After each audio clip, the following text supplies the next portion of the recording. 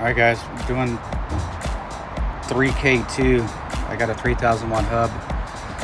What I'm doing is I need to reduce the weight because even with the best brakes you can possibly get, they still overheat. So I was running too much weight, so I took the front hub off. So with this bike I'm going to go with the 60 volt battery and run a backup 48 volt. But the 3000 watt will really kick this thing because the maximum speed I was able to get with this is about 38.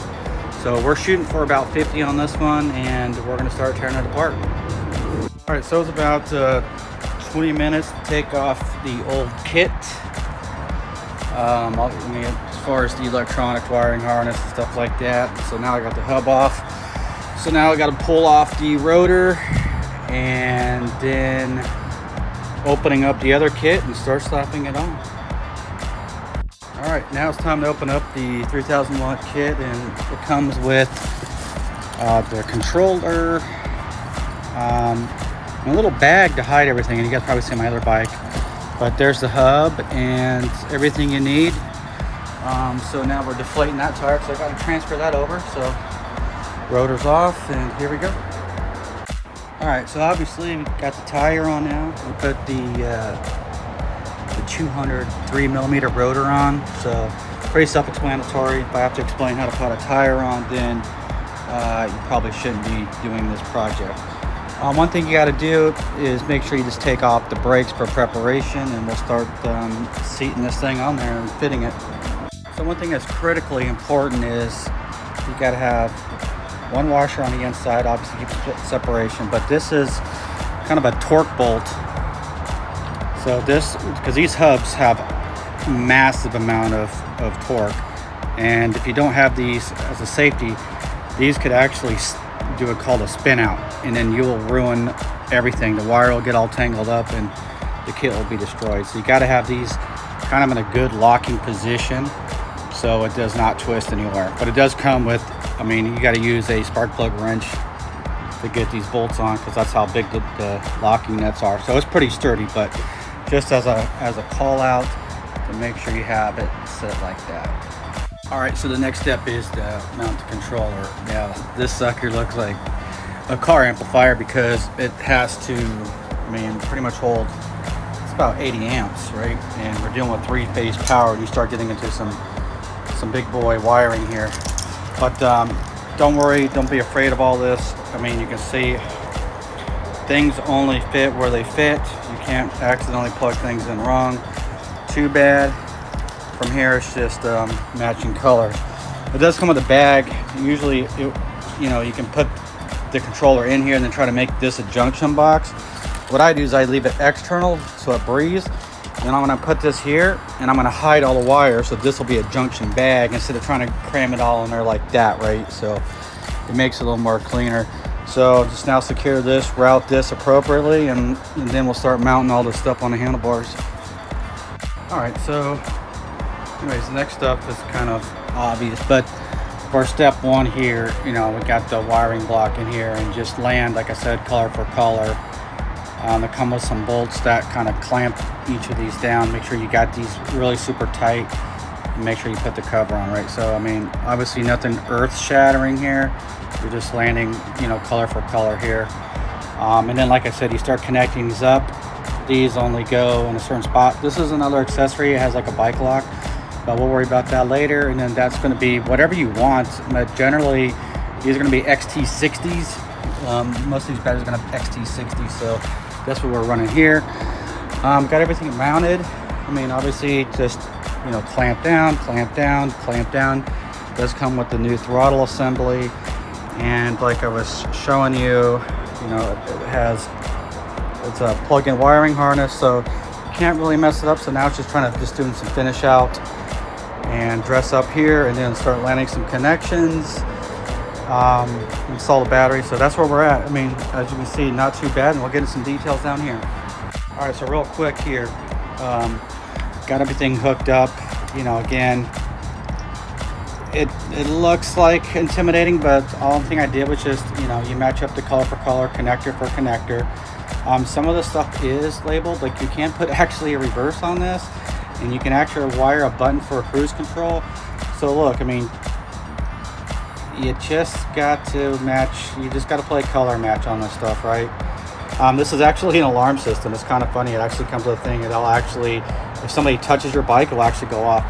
So I do got it hooked up here. One thing I noticed, well, just want to let you know, I'm not running any safety brakes because I have hydraulic oil and no PAS. I'm running it straight up. I did turn it on for the first time, and she's alive. We'll have to adjust it down to 60 volts, so it does made up with this battery here. So we're gonna button this up and go for our test drive here in about 10 minutes. All right, here she is completed. 3,000 watts conversion. Pretty clean.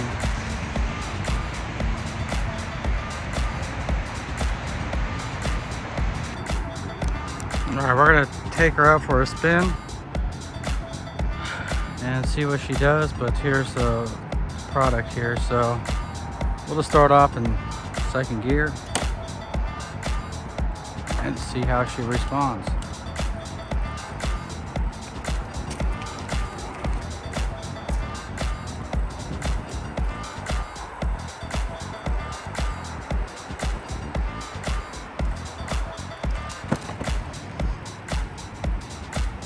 Alright, let's see if we can get this shot down here.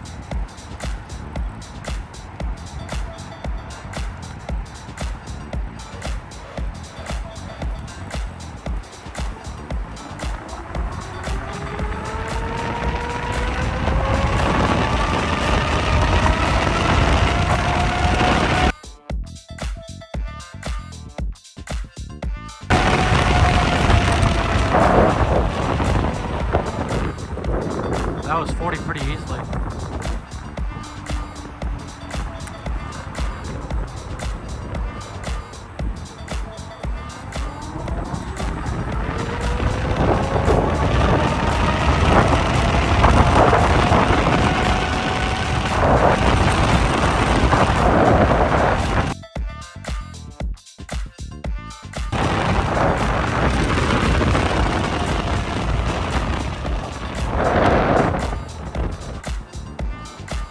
All right, let's see.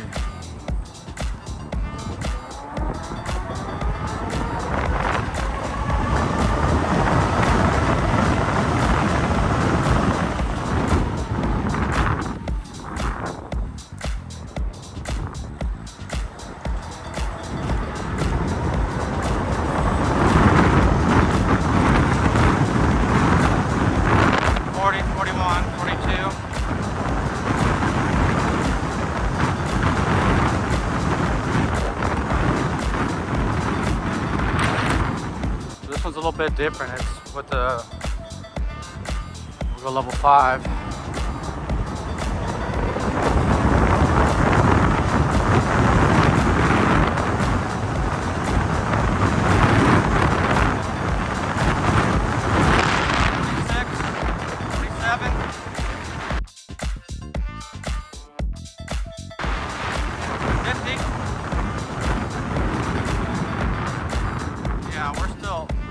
We're still hitting 50 on this thing.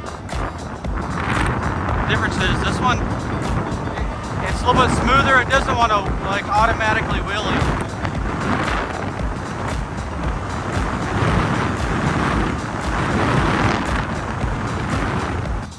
All right, 5th gear start. Whoa, a little bit of wheelie. There's 21, 30, 35. We're talking seconds to 35. So again, this is the same system I have on my 72. Now we're just running with a 60 volt, 20 amp hour battery. We're just kind of doing a comparison. All right, 25, 30, 40.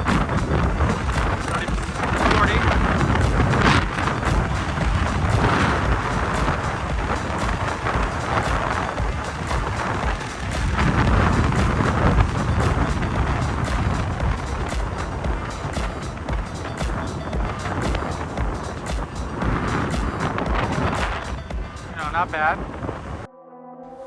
And here's the finished product. Thank you for watching. I appreciate your support. Please like and subscribe to my YouTube channel.